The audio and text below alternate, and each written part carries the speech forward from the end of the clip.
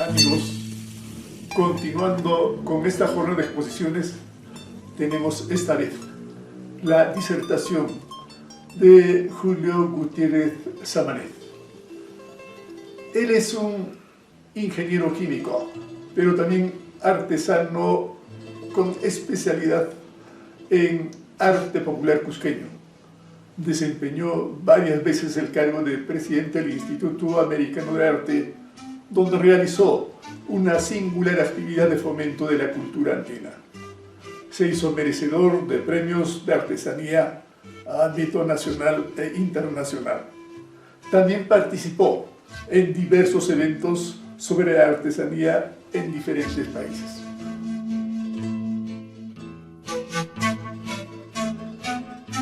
Hola amigos, buenos días. Es un placer, es un gusto participar en este octavo coloquio Inti Raymi de homenaje a nuestra tierra, el Cusco. Y agradezco y felicito a la municipalidad que está llevando a cabo este gran trabajo. Yo voy a presentar el tema El renacer del incanismo, el Inti Raymi o Fiesta del Sol.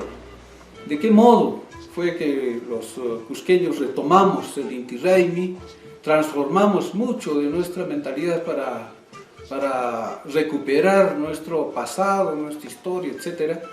Y de ese modo plantear pues una transformación, ¿no? desde lo más profundo de nuestras convicciones, el recuerdo de nuestros ancestros, etc. Muy bien, los cusqueños tuvimos un renacimiento hace 75 o 76 años ya, que fue en 1944, cuando tras largo proceso de maduración se reinventó un mito, el retorno del Inca, y un rito ancestral, la reescenificación del Inti Raymi. Se produjo una resemantización de la memoria ancestral. El viejo y dorado resplandor del Incario, época en que, a decir de Mario Vargas Llosa en El pez en el agua, nuestro desdichado país vivió su momento de gloria, donde alguna vez fue civilizado y próspero. Volvió a brillar en las pupilas de los nuevos Grunas y Guarmis del Cosco, y guardando las distancias, fueron tiempos semejantes al Renacimiento italiano, que después de la larga noche de la historia y al influjo del naciente capitalismo, se retomaron valores y símbolos de la antigüedad clásica greco-romana. Todo renacimiento es una retroalimentación cultural, pero avanzando hacia la modernización. Desde Garcilaso, Guamán Poma y los cronistas, cuyas observaciones y vivencias estudiamos, teníamos la idea del Incario como un bien perdido, que había de ser recuperado y reapropiado, aunque sea de un modo simbólico, hacia la búsqueda de nuestra identidad cultural, autoestima colectiva y cohesión como pueblo o etnia. Y para ello había que crear o recuperar la fiesta del incanato. No se trata de agregar un día más al calendario cívico, había dicho Humberto Vidal Hunda, el creador de estas fiestas cusqueñas. Se trata de mover una verdadera revolución espiritual en los hijos del Cusco, en particular, y del país en general, con respecto a la significación de nuestra tierra. Es un honor nacer en el Cusco, continúa Vidal, y pertenecer a un país que cuenta en su seno a un pueblo que es cuna de una grande civilización y cultura. Es necesario establecer un día dedicado al recuerdo de nuestra tierra y a la exaltación de sus valores y a la aclaración y aprendizaje de su hondo significado entre nosotros. Los cusqueños todos ese día debemos reunirnos olvidando todo resentimiento para elaborar un plan general de su progreso y ver sus necesidades. Así pensaba el doctor Humberto Vidal para crear estas fiestas el año 44. Y dice todavía algunas profecías que sí se cumplieron. El día que se anuncie la visita de miles de turistas, el gobierno tendrá que verse obligado a dotar de todas las condiciones, pistas de aterrizaje, carreteras asfaltadas, calles pavimentadas y saneamiento integral, estándares de vida mejor para los trabajadores. Así vislumbraba Humberto Vidal. Y fíjense, hemos vivido toda esa época, pero la pandemia nos ha parado en seco. El pueblo incaico fue ágrafo, no tenía escritura silábica, por lo que la historia de sus hechos se plasmaban mediante instrumentos de apoyo memorístico como los quipus y las jelcas, junto con la propia memoria humana muy desarrollada, y fue labor de los cronistas mestizos e indígenas el construir una imagen y un discurso sobre el Tahuantinsuyo. El Inca Garcilaso de la Vega y Felipe Guamán Poma nos legaron una historia escrita y gráfica sobre aquella maravillosa civilización perdida por la invasión europea. Cieza de León, Pedro Pizarro, Miguel de Estete y los dos Molina, el cusqueño y el chileno, nos brindan valiosos datos sobre el gran Inti Raymi de los incas, de cómo fue la catástrofe de la invasión española y la insurgencia de Manco Inca. Nos relatan varios autores mencionados en este trabajo. Ya en la colonia, los descendientes de la nobleza inca aparecen retratados al óleo, luciendo trajes e insignias en jeros decorados y laqueados con técnicas occidentales. Posteriormente, la ciencia arqueológica hará asombrosos descubrimientos que dan razón a la tradición popular sobre la existencia de rituales con sacrificios humanos de niños y niñas, el Japascocha, para aplacar la furia de la naturaleza, hechos que algunos cronistas negaban. La idea de lo inca, como explica el doctor Flores Ochoa y también el doctor Tamayo Herrera, fue una constante en el pensamiento cusqueño de la colonia. La intelectualidad en diversos trabajos sobre los incas, como los de Valdés y Palacio, que publicó en el Museo Erudito, las tradiciones de Clorinda Mato y las disquisiciones del Centro Científico del Cusco, todavía en el siglo XIX, mantenían como símbolo la idea de lo inca. Y esto se constata en el siglo XX con la aparición de los nuevos periódicos, revistas y órganos escritos, de escuelas y agrupaciones de intelectuales tales como La Sierra, la Revista Universitaria, Estudios, La Sierra Segunda Etapa, Cosco, Cuntur, Liwi, Albores, Huaraca, Huicuña, Huamán Poma, Malaparta, Más Allá, Garcilaso, la Revista Municipal, etc. La publicación de la exploración de Machu Picchu por Hiram Bingham en la revista National Geographic en 1913 impactó en el medio intelectual, poniendo en boga la cultura incaica en todo el mundo. Los arqueólogos hicieron muchos descubrimientos en Machu Picchu, Ollantaytambo, Sacsayhuamán.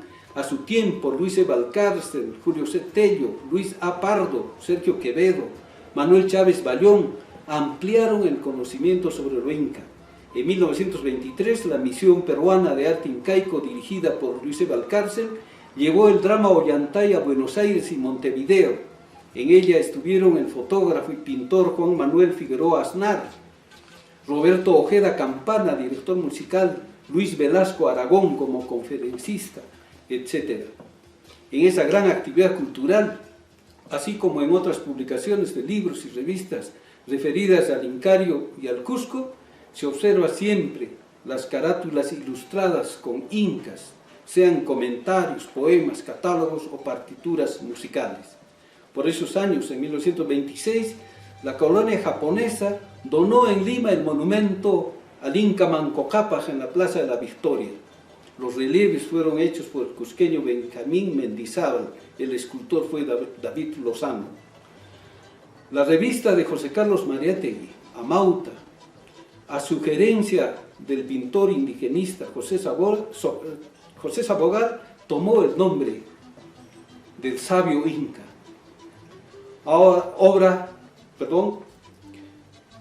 Que apareció en Lima en 1926 y fue el semillero de una nueva o de nuevas ideas y renacer de la peruanidad.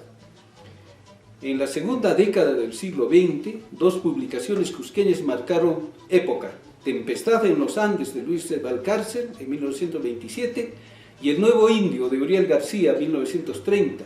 Con ellas sus autores impregnaron de incaísmo, indianismo, indigenismo y cholismo el alma de las nuevas generaciones.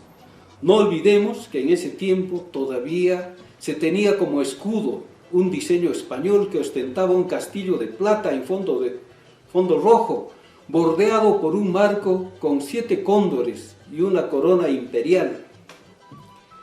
En la Plaza de Armas, como ironía cruel, se mantiene aún una pileta de hierro comprada por catálogo de una fábrica extranjera, que hasta los años 60 o 70 estaba coronada por la escultura de un indio piel roja norteamericano.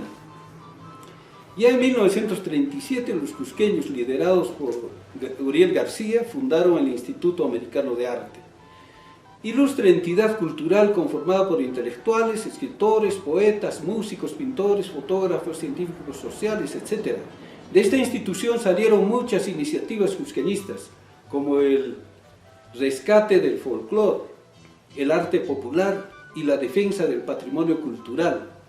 Y en 1944 la creación del Día del Cusco, el himno de la ciudad, la reescenificación del Inti Raymi, por inspiración cusqueñista del doctor Humberto Vidal Lunda, acompañado de una pléyade de enfervorizados amantes de nuestra tierra. Entre los personajes que intervinieron en el Inti Raymi se encontraban el presidente de la República, Manuel Prado Ugarteche, que le dio cobertura nacional, el prefecto doctor Ernesto Barreto Gutiérrez, el alcalde, señor Guillermo Ruiz, el presidente del instituto, Luis Felipe Paredes, y el rector de la universidad, David Chaparro. Se eligió la explanada de Sacsayhuamán, donde ya antes se realizaban espectáculos como la lucha entre españoles e incas en la toma de Sacsayhuamán, el heroico salto de Cahuide y el drama Ollantay. Así apareció en escena el primer Inti Raymi, que para el escritor cusqueño Enrique Rosas Parravicino es la prenda más vistosa de las fiestas del Cusco. El primer inca, don Faustino Espinosa Navarro, era un gran quechuista, autor de manuales de aprendizaje y gramática quechua, libros de narraciones y poesías. Fue igualmente un gran defensor del idioma quechua. Redactó el primer libreto quechua del Inti Raymi, con adiciones y arreglos del doctor Luis Barreda Murillo. Más tarde, en 1956, intervinieron por cuenta del Estado Sebastián Salazar Bondi, César Miró y José María Arguedas. Mi padre, el periodista Julio G. Gutiérrez, planteaba que el Inti Raymi debía ser representado como una obra de ballet u ópera. Don Faustino Espinosa representó al Inca en el Inti Raymi durante 14 años. En fotos de la época se observan las murallas de Sacsayhuamán abarrotadas de público, con grave daño para la integridad del monumento inca, práctica que continuó por espacio de 30 años. Se observa asimismo la cantidad de autos, camionetas, inclusive camiones invadiendo la explanada. La gente, como era tradición antigua, iba a hacer guatias y realizar un paseo familiar campestre. La reescenificación de la Pascua del Sol fue motivo de recuperación de muchas tradiciones, como las danzas de origen incaico, jaratacas de Santiago Rojas, que este artesano representó en sus celebradas artesanías de imaginería popular. Contaba a la señora Julia Farfán de Espinosa, esposa de don Faustino, que para el primer Inti Raymi ella tuvo que confeccionar el traje del Inca que lució su esposo, prestó los ponchos de su casa e incluso una mesa de madera donde se improvisó el usno. El presidente Prado había dado la idea de que la fiesta se prolongue por toda una semana. De hecho, así salió la ley 10.196, que se publicó el 5 de abril de 1945 con la rúbrica del mandatario. Años después, la semana se cambió a mes jubilar. En 1945 se publicó la revista de la Semana del Cusco. Salieron al menos 5 números desde esa fecha, con artículos, ensayos y comentarios de connotados intelectuales. Se publicó el poemario ganador del certamen poético, Canto al Cusco y sus piedras sagradas, del poeta Luis Nieto Miranda. En una foto del maestro de la fotografía Daniel Cisneros, apreciamos el trono o tiana del Inca, que con resguardo o tapasol. Las fotos fueron tomadas para un libro del doctor Vidal Hunda en 1958. Fue a partir de los años 60 en que apareció la fotografía a color y se mejoraron las tomas de las fiestas. Para afiches que proveía la CRIF, la Compañía Cervecera del Cusco, la Municipalidad Provincial, la Lotería del Cusco, etc. El Inti Raymi era ejecutado por empresas o consorcios de artistas, como Danzas del Tahuantinsuyo, Centro Cosco, y años después por Richari Huayna y filigranas peruanas. Por esa época, el Inti Raymi se representaba en un usno o tabladillo especialmente construido, con graderías y alfombra roja al estilo de Hollywood.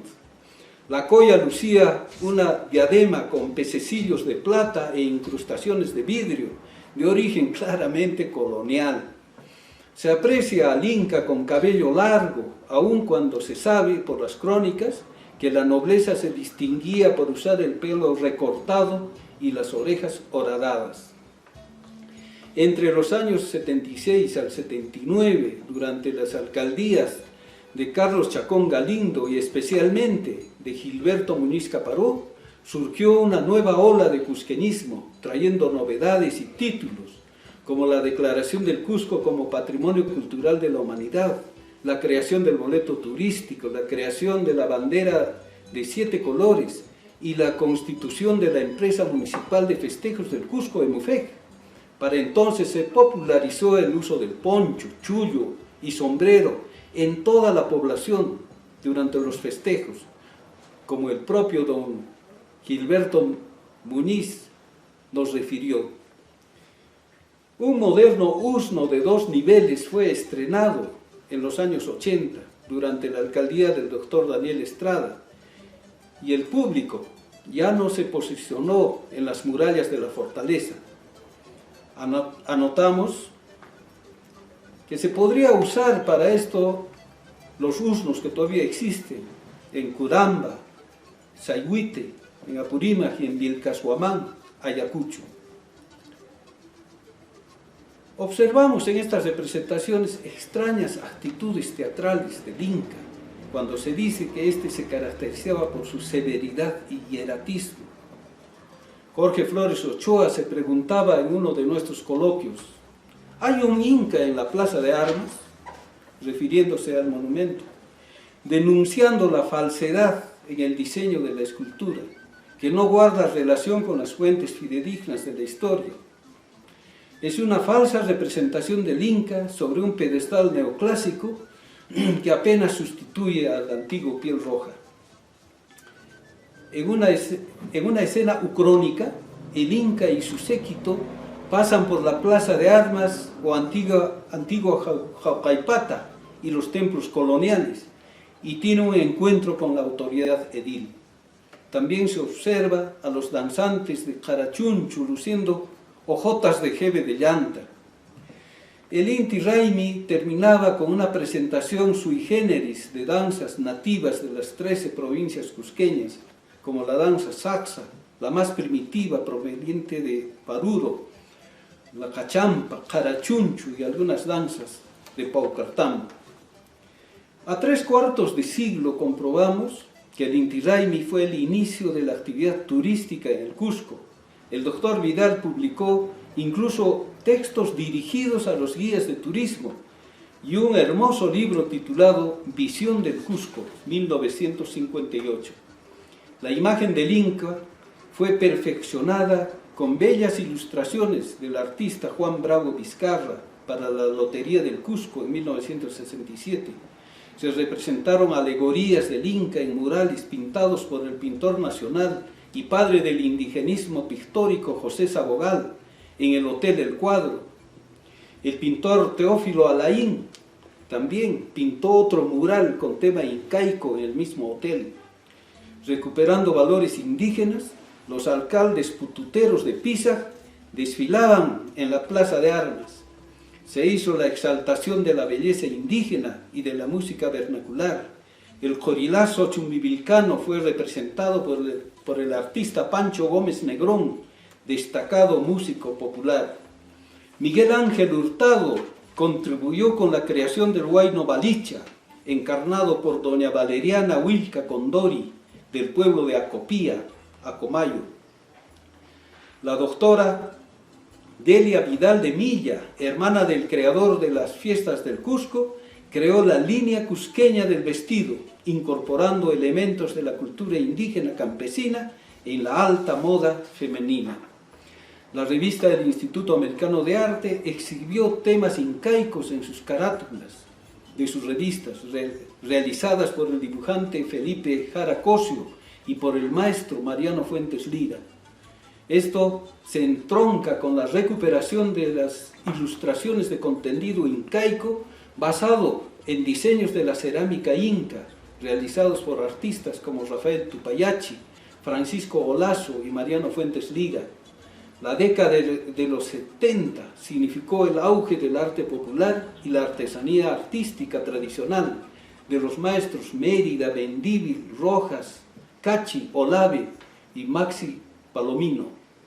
Fue igualmente trascendental la fundación de la Academia de la Lengua Quechua, iniciativa de Santiago Astete Chocano, con la edición de la revista Inca Dimay, que dirigió Julio G. Gutiérrez durante la presidencia de Andrés Alencastre, el poeta Quilco Huaraca.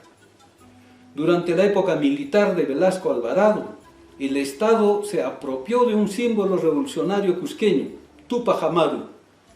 Antes se había tangibilizado con la colocación del primer monumento al prócer en Yanaoca, obra del escultor Roberto Tuni Garcilaso y costeado por el padre Teófilo Uzcamaita, y por la colocación del monumento ecuestre destinado a la Plaza de Armas del Cusco. Tupac Amaru fue el símbolo del gobierno de la Fuerza Armada y de la reforma agraria. En los años 80 se pintaron las escenas neoincas del mural de la historia del Cusco y el monumento a Manco Cápac y Mamaojio, legendarios fundadores del Tahuantinsuyo, obras del maestro Juan Bravo Vizcarra. En aquella época del doctor Daniel Estrada, Fausto Espinosa Farfán esculpió los monumentos al Cóndor Apuchín y al Inca Pachacútec. Como no podía ser de otro modo, en la tierra de tradición rebelde y revolucionaria, de lucha libertaria de los oprimidos, campesinos y obreros por la tierra, por mejores salarios y condiciones de vida, aparecieron los luchadores sociales como Miguel Quispe, campesino indígena, Simón Herrera Farfán, carpintero ebanista, y Emiliano Huamantica, obrero textil, mártires del proletariado cusqueño, así como Saturnino Huilca, líder de las luchas campesinas, Iván Pérez Ruibal y Pedro Huilca Texer. No podemos obviar el auge del cine cusqueño con el rodaje de Cuculi, 1960, primer largometraje peruano en color de Eulogio Nisiama, Luis Figueroa Yávar y César Villanueva, junto con las obras de los nuevos valores, Federico García, Jorge Vignati y Fausto Espinosa, representantes de una época de oro del cine cusqueño, que están representados en una caricatura de César Aguilar, el Chilico. De esta manera, protagónica participó la intelectualidad de escritores, artistas, actores, críticos de arte, periodistas y científicos sociales en el discurso del cusqueñismo y la recreación o recuperación del patrimonio simbólico del Cusco, el Inti Raymi, el escudo o placa de Echenique y la bandera del arco iris. En diálogo con historiadores y científicos sociales, con las autoridades durante la alcaldía del doctor Estrada y con la presencia del historiador José Tamayo Herrera, autor de muchas obras sobre el indigenismo y la historia del Cusco, se llevó a cabo una recuperación de la identidad cusqueña que hasta ahora pervive. Finalmente, en el 2013, a iniciativa del autor de este texto, se organizó el coloquio Cusqueñidad, Peruanidad y Cultura Andina, que hoy ya llega al 8º evento, para resaltar el cusqueñismo y reflexionar de modo crítico sobre el presente y el porvenir de nuestra ciudad, llamada a mejores destinos de progreso y adelanto cultural. Muchísimas gracias.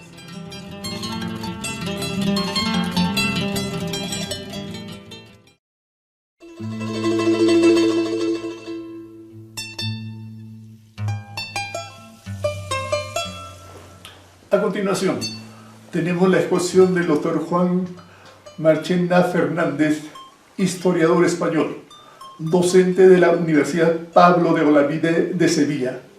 Su especialidad es la historia de América. Sus investigaciones han sido publicadas en diferentes revistas especializadas y por tanto gozan de amplia difusión en el ámbito académico internacional.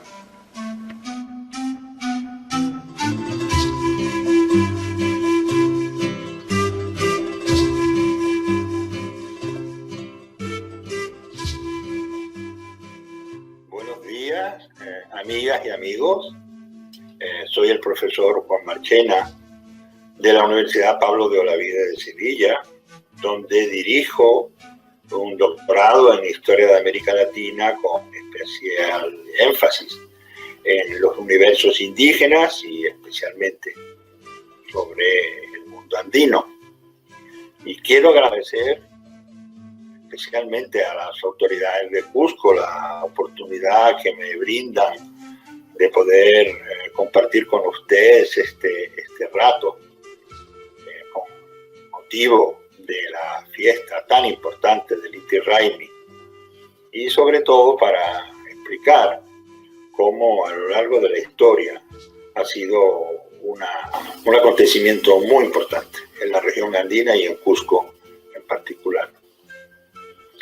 Quiero además decir que este trabajo fue el resultado de una investigación que hicimos durante años en la Universidad San Antonio del Cusco con el profesor Oscar Paredes Pando y con un equipo que él dirigía, a los cuales quiero desde aquí enviar un abrazo muy grande y decirles que todavía seguimos trabajando sobre ese mismo tema y ojalá que todo lo que hemos investigado alguna vez lo podamos ver publicado. Yo espero que sí, estoy convencido.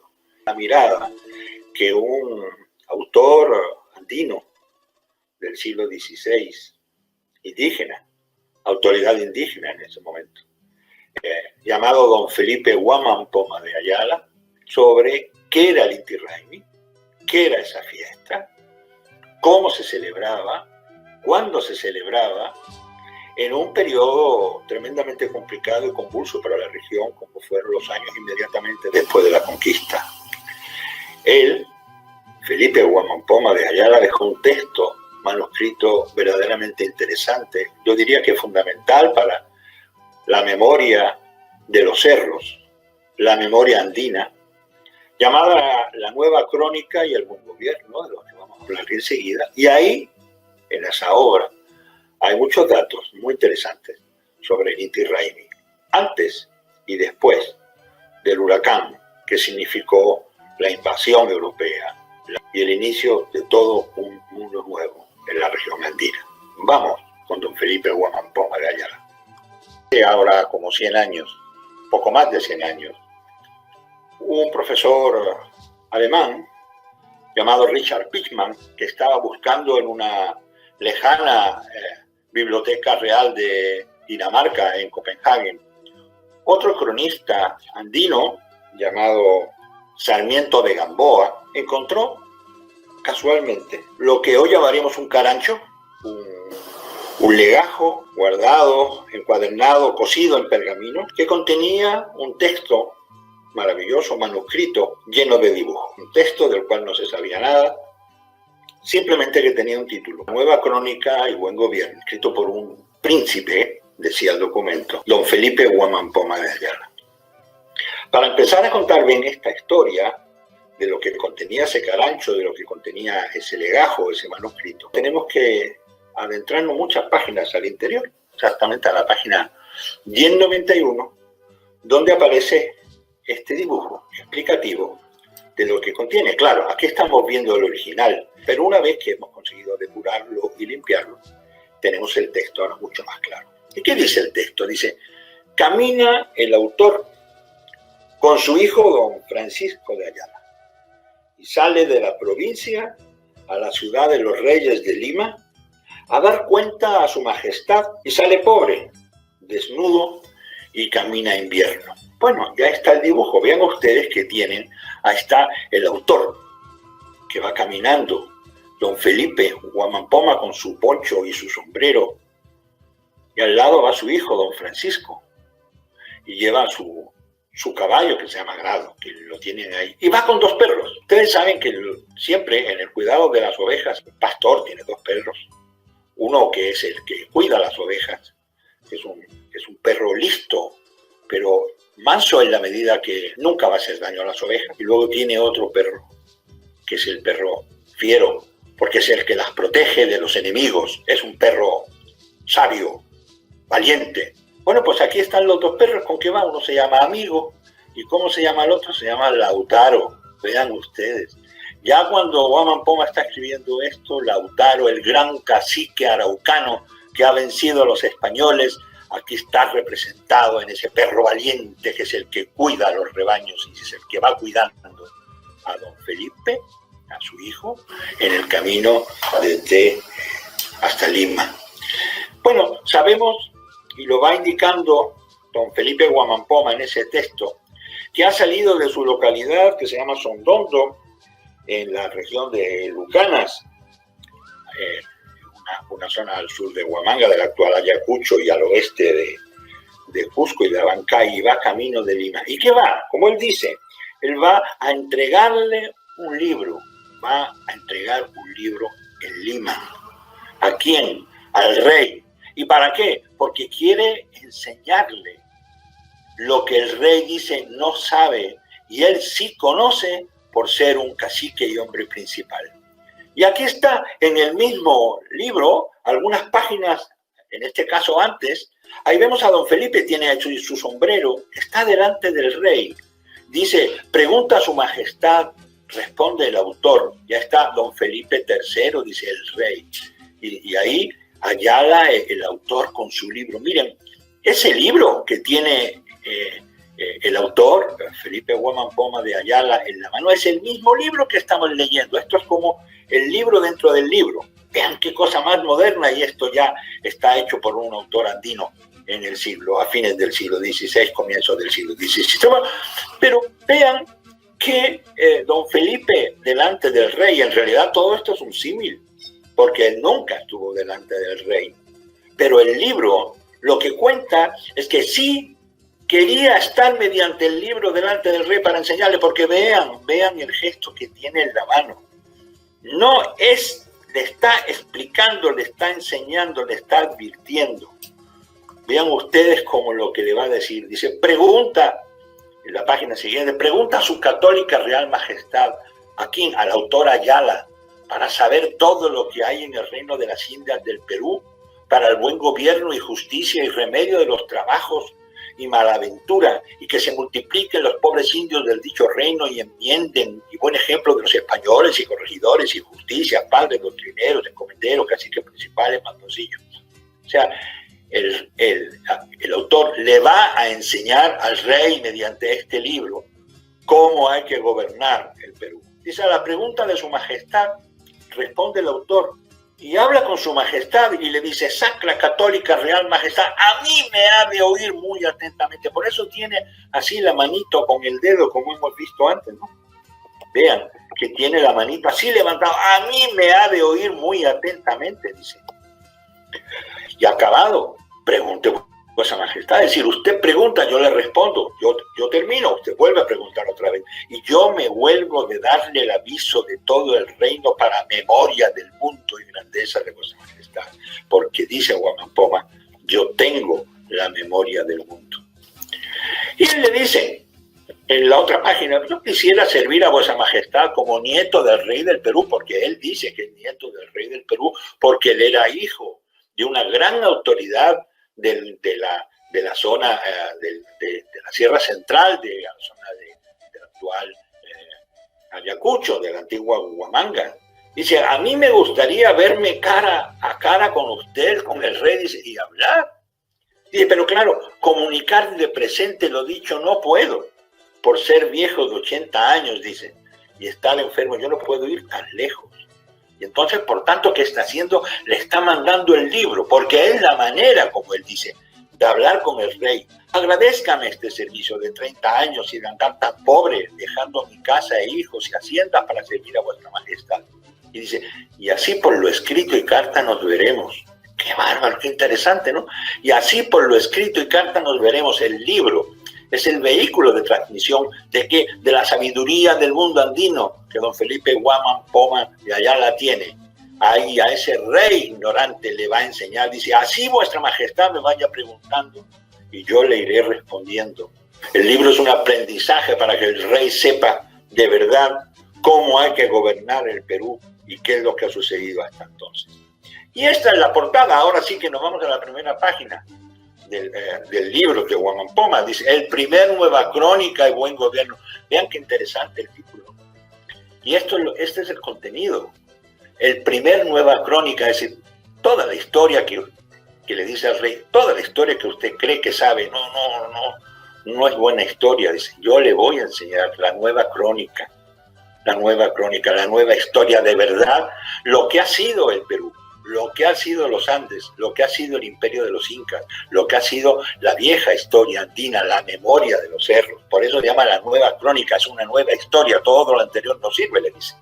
Pero además el buen gobierno, porque tiene que enseñarle al rey cómo hay que gobernar bien. Y él que es autoridad, él que es cacique y fue cacique principal como su padre y su abuelo, él le tiene que enseñar cómo es el buen gobierno. Y el buen gobierno evidentemente no es el de los españoles ni es el del rey. El buen gobierno es el gobierno de las viejas autoridades andinas, de los viejos linajes. Por eso dice compuesto por don Felipe Guamán Poma de Ayala, que ha sido príncipe y señor.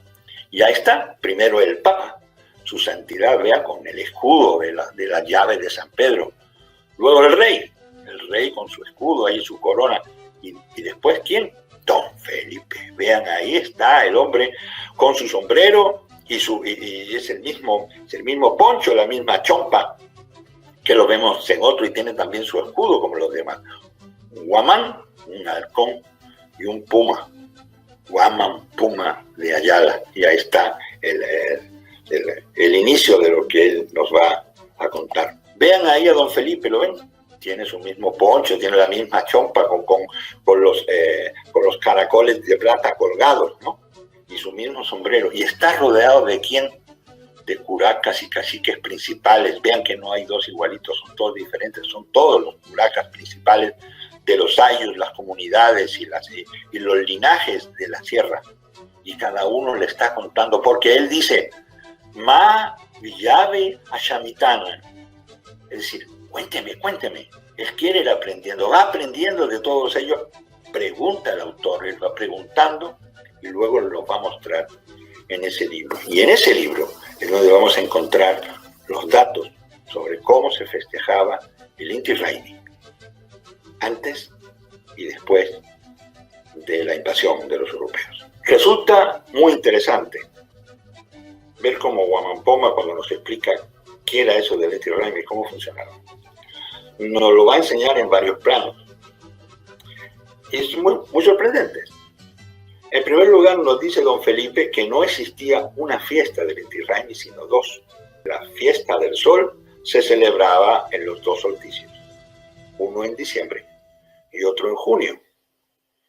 Ahora solamente celebramos el de junio, pero antes se celebraban evidentemente los dos del mes de junio, que nos dice así, ¿no? Era el tiempo de descanso y de roturación de las tierras después de la cosecha. Dice, bebe con el sol en la fiesta del sol. Aquí tenemos el primer Inti Raymi. Vean cómo están bebiendo y están tomando chicha con el cántaro, ¿no? Y están haciendo las oraciones al Inti y van a prepararse la cosecha. Y aquí lo explica. Dice, este mes hacían la moderada fiesta del Inti Raymi. Estamos hablando de junio. La fiesta del sol. Y se gastaba mucho en ella, dice. Y sacrificaban al sol. Y enterraban al sacrificio llamado Capacocha, que enterraban a niños inocentes 500 y mucho oro y plata y mullo.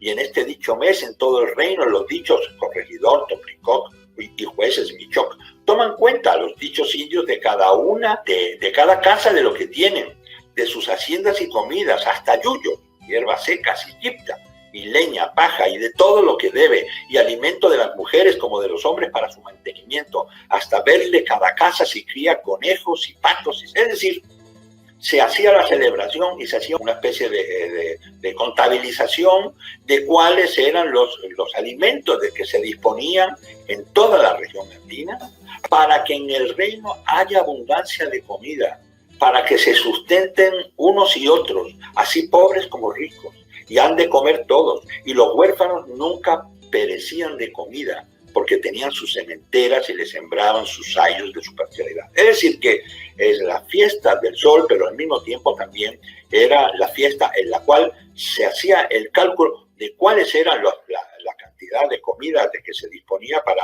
luego poder hacer el reparto para que todo el mundo tuviera acceso a esos bienes. Y ahora estamos cuando cuenta la fiesta, el otro Inti Raymi, el Inti Raymi de diciembre. Dice Capac Inti Raymi, la gran fiesta del sol, la gran Pascua solemne del sol, que traduce en castellano. Y aquí lo dice, ¿no? Dice que en este mes hacían la gran fiesta de Pascua solemne del sol, que como dicho es de todo el cielo, de los planetas y estrellas, y cuanto hay es rey el sol. Y así Capac quiere decir rey, Inti, sol, Raymi, gran Pascua. Que en este mes hacían grandes sacrificios al sol, mucho oro y mucha plata y vajilla, que entierran 500 niños inocentes y niñas, los entierras parados vivos con sus vajillas de oro y de plata, y mucho mollo y ganados. Y después del sacrificio hacían grandes fiestas, comían y bebían a costa del sol y lanzaban taquis, y grandemente de beber en la plaza pública del Cusco y en todo el reino. Bueno, ya tenemos aquí los dos Inti Raymi, ¿no? El de diciembre y el de junio. Y efectivamente aquí estamos viendo como en diciembre, que se llama Capac Inti Raymi, porque es la gran fiesta, vemos cómo está relacionado en este caso con el nacimiento de Jesucristo. Vean en esto cuánto ha cambiado, porque ahora este Inti Raymi se celebra solo en junio y está muy relacionado con Corpus Christi y evidentemente con las grandes fiestas andinas. Y para terminar, quisiera también explicarles cómo Guamán Poma le da una gran importancia a la fiesta de la luna, que son los equinoccios.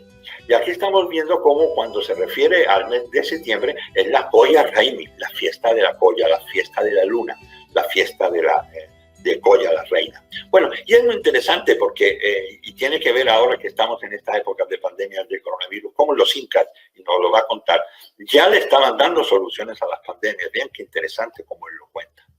Dice desde luego que este mes de septiembre es Colla Raymi por la gran fiesta de la luna, es Colla y señora del sol, que quiere decir Colla, reina, Raymi, gran fiesta y Pascua, porque de todos los planetas y estrellas del cielo es reina, Colla, la luna y señora del sol. Y así fue fiesta y Pascua de la luna, y se juegan muy mucho en este mes. Los más, las mujeres y las señoras Collas, y Pacacuarmi, Ñustas, Payas, Awi y las Capacomis, Wairus y otras principales mujeres de este reino. Y vean qué interesante lo que va a contar ahora. Vean. Ahí está, ¿no? Vemos el dibujo como unos guerreros, ¿no? Que van como a la guerra y llevan ondas de fuego. Y dice, y en este mes mandaron los incas echar las enfermedades de los pueblos y las pestilencias de todo el reino. Los hombres, armados como si fueran a la guerra a pelear, tiran con ondas de fuego diciendo, salí enfermedades y pestilencias de entre la gente de este pueblo, déjanos, con una voz alta.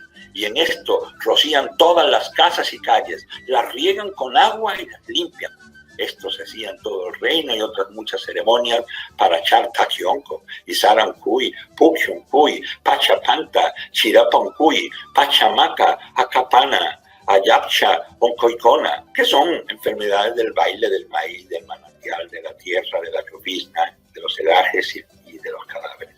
Bueno, queridas amigas y amigos, esto es lo que don Felipe Guamampoma nos trae desde atrás, hablándonos de las grandes festividades andinas, especialmente del Inti Raymi, tanto en junio como en diciembre, de las fiestas de la luna, un calendario que, como vemos, está perfectamente imbricado con los ciclos agrícolas, con los espacios de la producción, de las cosechas, de la siembra, y nos explica la extraordinaria cultura andina, la extraordinaria vinculación del mundo andino, del mundo religioso, del mundo simbólico con el mundo de la producción y la enorme línea de solidaridad que existía en cuanto a la distribución de la producción para que todo el mundo alcanzara la meta de que no hubiera hambre, que no hubiera enfermedades, como hemos visto con esas ondas de fuego, y de que el mundo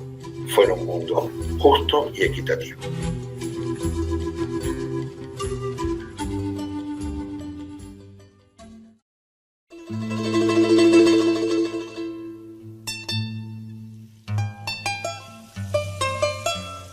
El siguiente disertante es el doctor Benjamín Morlove, docente del Consejo Científico de la Universidad de California, Estados Unidos. Él trabaja hoy en la Escuela de Posgrado de la Pontificia Universidad Católica del Perú. Es un académico que se destaca por su rigor intelectual en el estudio de la cultura andina de nuestro tiempo.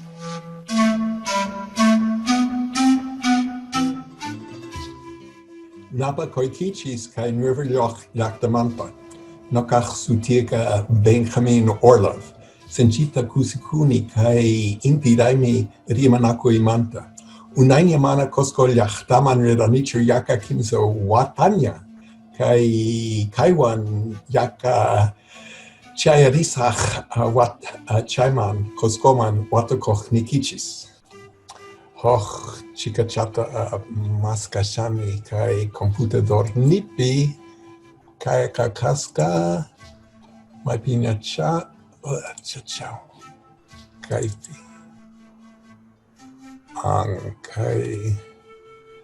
ka Willie Kusaiki manan Inti Raymi manta sino ka hoch Raymi manta. Quizás voy a cambiar al español y explicarles que pensaba hablar sobre los componentes de ceremonias andinas. Voy a hacer referencia a una ceremonia específica, una ofrenda, un pago, un jaiwarisca. Quiere enfatizar que integran los componentes que están también presentes en Inti Raymi. Es lógico que cualquier evento se lleva a cabo en un espacio, un tiempo, pero quisiera enfatizar la ubicación no solo en el espacio, digamos, universal, latitud, longitud, altura, sino espacio dentro de un espacio cultural, no solo un paisaje andino, sino un espacio formado en el pensamiento andino. También el momento no es solamente la fecha, sino pertenece a un calendario específico. Se sabe que las ceremonias implican una colectividad, un conjunto de personas y se relaciona con otros seres. Pensaba decir dioses, señores, pero de todas maneras hay otros seres que ahí están presentes, conscientes, que actúan en relación con los seres humanos. Lo que se ve en muchas ceremonias andinas es un intercambio, que unos ofrecen algo a otros y que implica una serie de intercambios, que implica a la vez una relación que conduce a una renovación de la colectividad, de la relación de la colectividad con otros seres. Entonces el caso específico es un Jaiwarisca en Chicón de hace casi 3 años, agosto de 2017. Y vamos a ver estos componentes ahí. Aquí está Chicón, es una foto tomada en Chicón. Se ve que, se ve un paisaje andino, se ve como siempre como muchos se han comentado, varios pisos, niveles, una zona, aquí están las chacras, una zona de cultivo intensivo, zona maicera. También en una parte alta la producción de papas, más encima la puna con sus pastos, y luego aquí están los sapos, los nevados. Se ve entonces aquí Valle Puna Nevado en un espacio no muy amplio de pocos kilómetros. Se integran estas 3 zonas, que también mantienen la vida humana a través de cultivos de animales y los nevados que abastece el valle con agua. El momento es agosto, un mes especial, un mes conocido por los vientos. Agosto pira Huayramushan, nos enseñaron en las clases de quechua que tomamos. Y se espera que llegan a los meses de lluvia, que es la lluvia que es tan necesaria para los cultivos, también para que caigan nevadas en las alturas para abastecer a los propios nevados, a los glaciares. Tan azul el cielo de agosto, se espera la llegada de las nubes, y este es uno de los fines principales de las ceremonias, de satisfacer a los dioses para que manden las lluvias. Aquí se ve una señora que está caminando hacia arriba, hacia la ceremonia. Se ve que tiene en sus espaldas un bulto, que también puede tener un aspecto ceremonial, que lo que se lleva a las ceremonias, que sea elementos necesarios para los ritos o quizás comida. También es un cierto servicio de ir cargando. Pero llegan muchos en camiones. Se ve aquí vehículos de distintos tamaños, camionetas hasta camiones. Se sabe que la colectividad que se reúne no es una colectividad exclusivamente residente en el valle, sino que regresan muchos migrantes. Que es una forma en que se mueva la comunidad, la colectividad, es en la presencia de muchos miembros que en otras épocas están ausentes. Y se ve que es un grupo numeroso lo que se forma para la Jaiwarisca.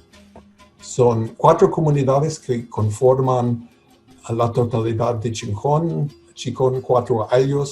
Si bien Inti-Raymi se festejaba en Tahuantinsuyo, también quizás sería un Tahuantin-Ayllu, los cuatro ayllus que conforman Chicón, y que expresan su unidad. Y esta unidad también tiene que renovarse, que entre comunidades a veces hay desacuerdos, pleitos, pero sirve para mantener quiere mantener su su unidad y así las ceremonias las refuerzan. Aquí se ve, ya llegamos digamos, al lugar específico de la jaguarisca. Estos dos son los dos altomisayos. Notable que hay un altomisayo a una señora. Este señor es Luis Mujica, un antropólogo que en 2017 enseñaba aún en la Universidad Católica en Lima. Ahora ha regresado a Andahuaylas, a su tierra. Asuan runasimi riman nampach, yachtan Kutipuska. Y se ve que ella está formando aquí la mesa. Vamos a ver, son muchos puntos, muchos elementos, algo que se va a quemar. Vamos a mirar más. Se forma aquí ya con mucha atención. Se forma etapa por etapa la mesa. Aquí se ve elementos, 4 hojas de coca en las 4 direcciones. Y también, bueno, yo creo que aquí vemos también flores por el libro.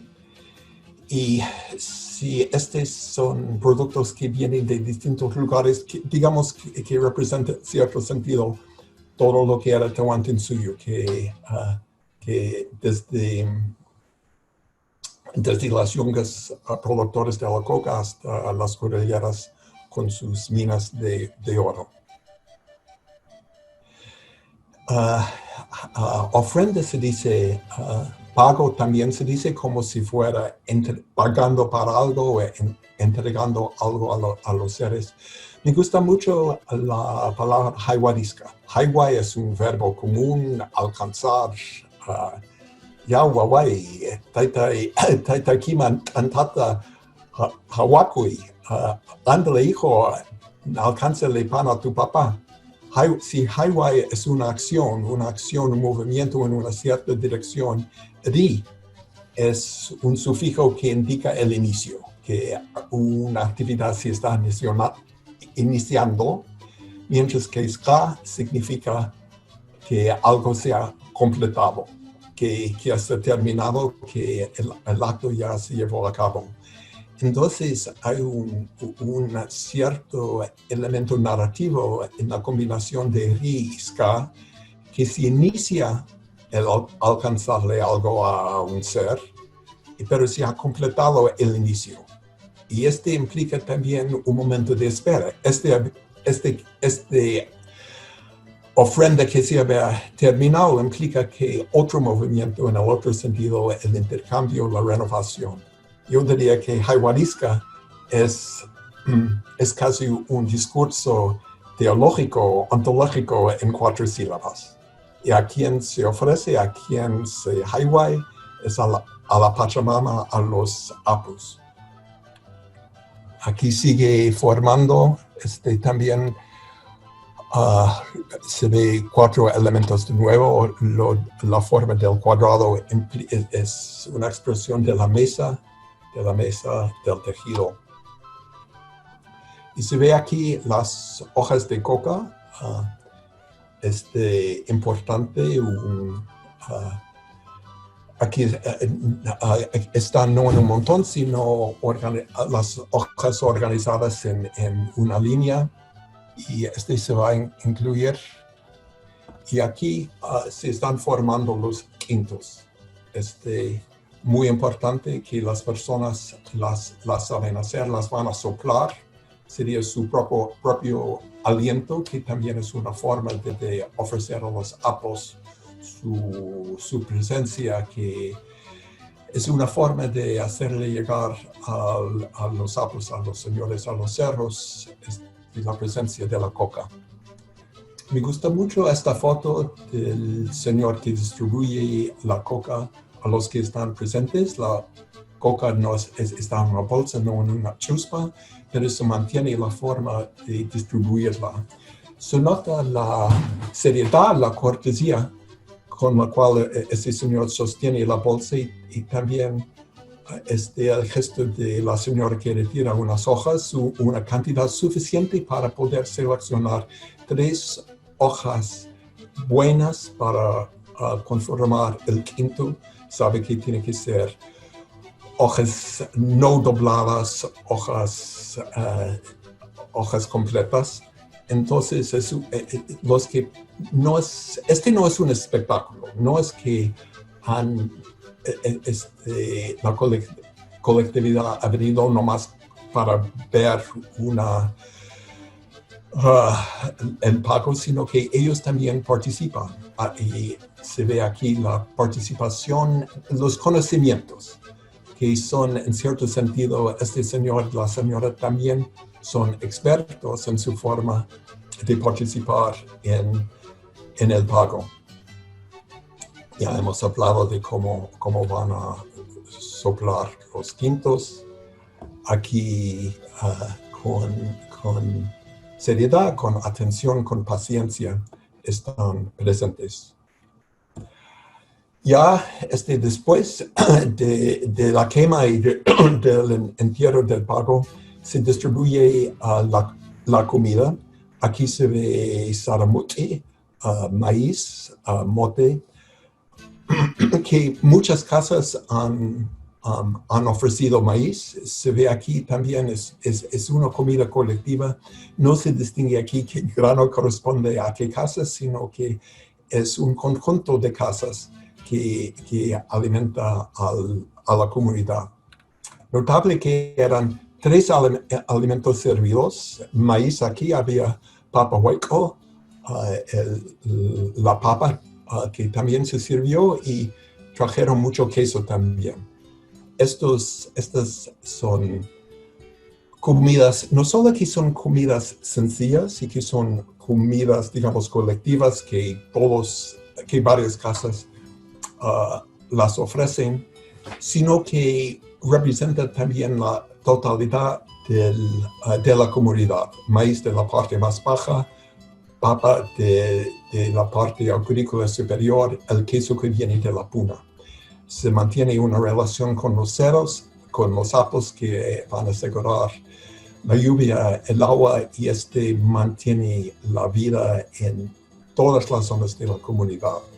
Es la tierra que da la comida, es la comida que da fuerza, la calpa, que es a través de la calpa que la tierra se hace producir, y es la tierra que da la calpa, la fuerza a la comunidad. Después, y en esta fecha bailaron los niños. Podría ser seguro que había algunas personas, una profesora que se interesó y que se animó y organizó a los niños, pero también la presencia de la nueva generación de la juventud es una forma de renovación, es así que la comunidad se mantenga, que continúe. Es a través de las ceremonias y la ubicación en un espacio cultural, en una parte, casi un límite, lo que quizás es el centro de la comunidad, la pampa donde se llevó a cabo, eran quizás los límites de la zona agrícola, la parte superior y la parte inferior de la puna. El momento donde se encuentran dos espacios y se juntan los 4 valles. El momento muy específico en agosto, justo como en Tirani, también se da en una ubicación específica y en un momento específico. Se ve la relación de la colectividad con los otros seres, la Pachamama y los sapos. Un intercambio, el pago, la ofrenda es un elemento en un intercambio que se hace año tras año para renovar Chicón en 2017, como se hace todos los años. Otros seguro que están hablando de cómo es la renovación este año en Sacsayhuaman, en Cusco, en Inti Raymi. Chay chayata, Chicón manta, Uliacuscaiquichis,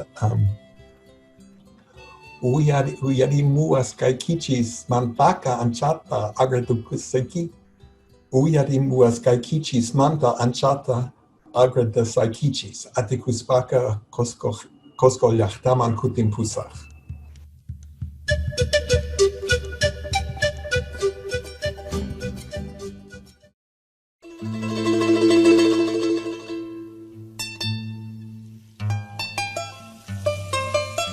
Tenemos la disertación del doctor Jean-Jacques de Coster.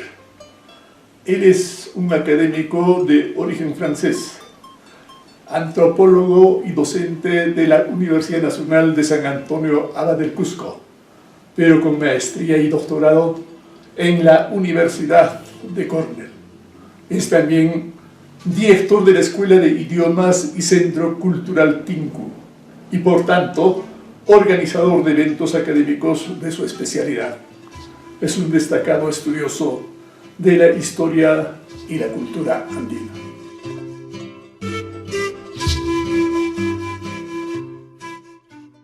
Buenas tardes, soy Jean-Jacques de Coster, soy antropólogo aquí en la Universidad Nacional San Antonio Abad del Cusco y en confinamiento en Cusco durante este mes de fiestas.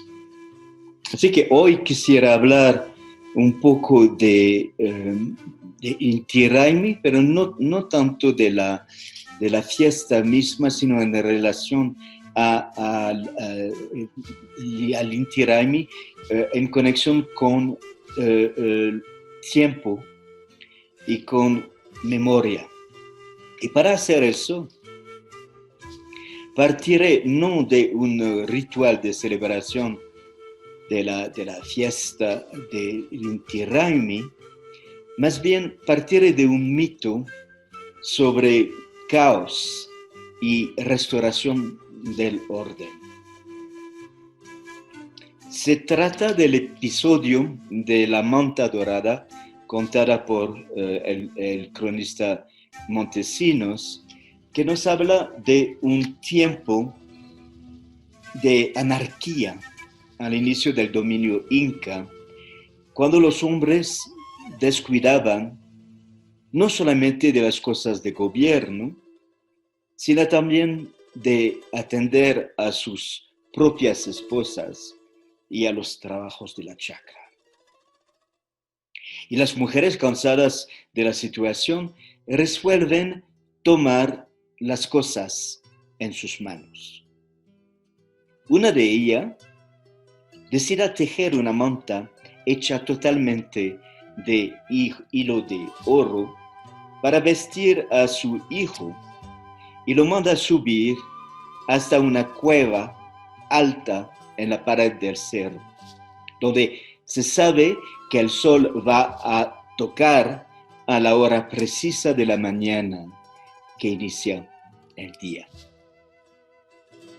Y de hecho los rayos del sol naciente van a iluminar la túnica de oro del joven inca al borde de la cueva, quien será reconocido como hijo del sol y próximo soberano, y restablecerá el orden. Cabe resaltar la importancia para las culturas basadas en la agricultura, el poder controlar el tiempo, observar los cambios que van a tener un impacto en sus actividades económicas a través de la observación de los cielos, pero también de otros fenómenos naturales, las nubes, el arco iris, hasta la observación de los animales, del comportamiento de los zorros, del musgo de los árboles, de los gusanos, etcétera, etcétera. Ese deseo de dominar el tiempo, más que todo el tiempo cíclico de los ritmos agrícolas que permiten seguir el paso del tiempo, controlarlo hasta sus unidades más pequeñas, el año solar, las estaciones de lluvia y de sequía, los meses lunares, el día y la noche. No hay duda que los incas, como muchos pueblos americanos, tenían esas prácticas de control o de dominio del tiempo a través de la observación de los cielos. Han dejado suficientes edificios y construcciones apuntando a las estrellas y descripciones de fiestas conectadas con momento privilegio de ritual abundan. Al momento de la conquista por los europeos cristianos, ocurre un tiempo llamado de desestructuración, de destrucción de los viejos sistemas y una adopción de nuevas formas de llevar un registro del paso del tiempo. Se da entonces una superimposición de las herramientas para marcar el tiempo y se llega a usar el calendario cristiano prestado de los conquistadores como una forma más simple quizás de control del tiempo agrícola, del tiempo cíclico para fechar las actividades del campo. Hasta la fecha de hoy se da eso en las comunidades campesinas. La fiesta de Santiago, el 25 de julio, es el día de marcar los animales.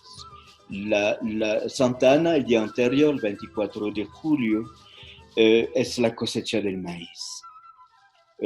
También el dicho de a cada chancho le llega a su San Martín tiene que ver con la fecha del 11 de noviembre, el día de San Martín, cuando se procede a la matanza de los cerdos. El 25 de noviembre, Santa Catalina, día de podar las viñas y los rosales. Isidoro Labrador, el 15 de mayo. La tanda de agua del 24 de junio, día de San Juan. Entonces, todas esas fechas, las fechas de las fiestas católicas, sirven de una cierta manera para imprimirse en el calendario agrícola de los Andes y garantizar una manera bastante eficiente, bastante eficaz de mantener el control del tiempo a lo largo del año agrícola. La fiesta que acabo de mencionar de San Juan Bautista, al lado opuesto del calendario ritual en relación al nacimiento del Cristo, celebrado en muchas partes de los Andes, es la otra mitad del año, es el tiempo de pagar alquileres y renta también. Es una práctica que todavía se hacía en el tiempo de las haciendas, que se pagaba los arriendos para el día de Navidad y para también el día de San Juan. Entonces, estas dos fechas opuestas que corresponden en el calendario de la astronómico a los dos solsticios en los Andes, el solsticio de verano en diciembre, el 24 de diciembre, y el solsticio de invierno, el 24 de junio. Navidad, San Juan. No hay duda que el Inti Raymi haya sido parte del calendario inca. Felipe Huamampoma de Ayala lo menciona y hay suficientes otras menciones en otras cronistas. Era uno de los meses, es decir, unidad lunar del calendario solar andino.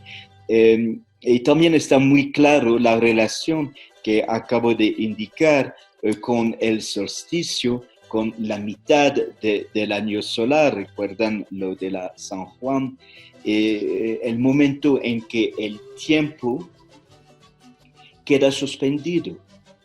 El sol para en la etimología latina. Si bien investigadores han querido ver una relación entre Inti Raymi y Corpus Christi, está muy claro que la relación temporal o quizás astral o ritual se hace con la San Juan, con el solsticio de invierno. Hay en todas las culturas un fenómeno en que no solamente los elementos de la memoria se hacen marcadores de tiempo. Uno habla de la posguerra o del 11 de septiembre como un hito temporal, o del día de su matrimonio, o no dudo que pronto hablaremos del tiempo pre-COVID. Pero quiero acabar esta corta reflexión sobre no tanto cómo la memoria se hace tiempo, sino con lo que pasa cuando el tiempo se hace memoria. Memoria individual o memoria colectiva. Hay una suerte de integración de los elementos culturales o históricos que logran crear una memoria larga que corre paralelamente al tiempo lineal, aburrido, que sigue en forma monótona el paso del tiempo. ¿Cómo entonces se va construyendo la memoria, deformándose, sublimándose a veces? Eso también tiene que ver con la integración de dos tiempos. El tiempo de la memoria, tiempo sino mítico, mitificable de una cierta manera, y el actual transcurso del tiempo lineal, histórico, que tiene la propiedad de transformar la memoria. De la misma manera, al pasar los años, algunas de nuestras propias memorias se van transformando, por bien o por mal. Solo para tomar algunos ejemplos del Cusco de las últimas décadas que he vivido aquí. He visto, por ejemplo, al Inca de Hatun Rumiyoj volverse a ser una tradición de siempre. Antes un empresario atrevido, ahora un ícono intocable de lo pintoresco, folclórico de la ciudad. O el Inca Pachacuti, ornamento dorado de la fuente de la Plaza de Armas, sustituyendo a otro indio piel roja, nacido en las fundiduras de Pittsburgh. Pasa el tiempo y los pasantes por la Plaza de Armas les surgen memorias improbables de haber jugado o trepado al monumento cuando era jóvenes, pues la estatua lleva hoy apenas 10 añitos. Esos elementos de la cultura llegan a sumarse a las memorias individuales y colectivas de los ñacaj, de las chincanas, o también de los días de Inti Raymi, cuando una Emufec un tanto más tolerante permitía hacer huachias tan cerca del escenario que el humo de la leña envolvía de rizos grises la figura del Zapa Inca sobre su ushnu. Es esa creación de la memoria individual y colectiva que empalma las dos formas de tiempo, la cíclica y la lineal. La primera vez que hemos pasado Navidad en familia, la nieve en pleno desfile de Corpus, memoria colectiva y memoria personal son esos que crean la identidad cultural del grupo. La celebración de Inti Raymi no es la continuación de una fiesta inca. Es una representación, una teatralización, obra de algunos intelectuales indigenistas del siglo pasado, quienes querían reivindicar y revivir la cultura indígena quechua del Cusco. El gran Manuel Chávez Bayón hizo el trabajo de revisar, de revisitar las crónicas para crear el primer guión de esta fiesta. No menos importante la figura de Fausto Espinosa en la escenografía original. Si bien el proyecto de ese grupo de intelectuales e indigenistas quizás no logró su propósito, pero después de casi 3/4 de siglo, la fiesta va bien. Más quizás que un afán de rescatar raíces incas de la cultura cusqueña, a lo largo de los años, la dramatización, la música, la coreografía, la vestimenta han adquirido su propio grado artístico hasta un nivel de excelencia digno de toda una clase de eventos escenificados que merece realmente ser considerado como una celebración moderna del espíritu cusqueño, un espectáculo histórico más que como una continuación acrónica y ahistórica de un marcador temporal inca.